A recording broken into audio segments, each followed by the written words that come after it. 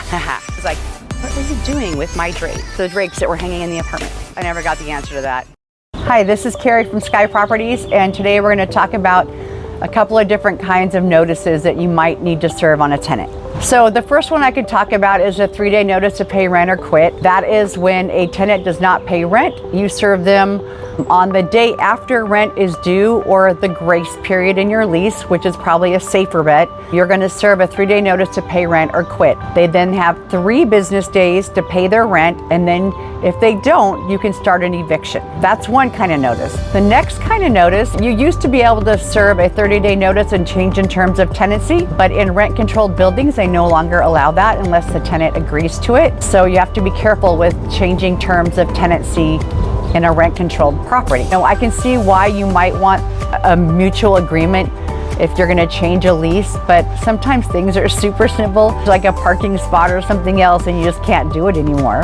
In a non-rent controlled building, you might be able to serve a 30-day notice to change terms of tenancy if there isn't a current lease in place and there's something month to month, but you would have to check county to county. It could vary at this point. Another notice that you might give would be a 60-day notice. You can give a 60-day notice to vacate if you do it on a 1-year lease before the end of the lease. So you would give a 60-day notice to terminate the tenancy.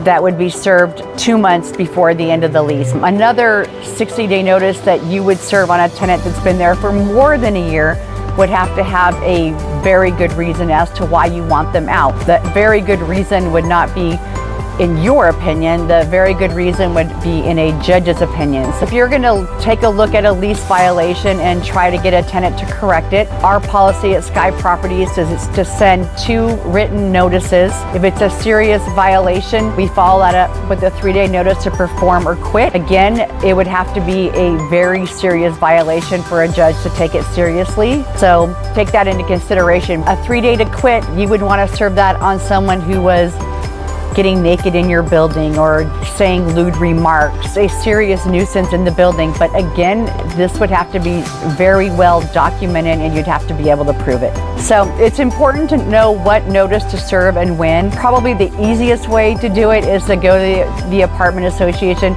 take a look at all the notices they have on file. They have them all on their website, and pick the notice that best suits what you want to do.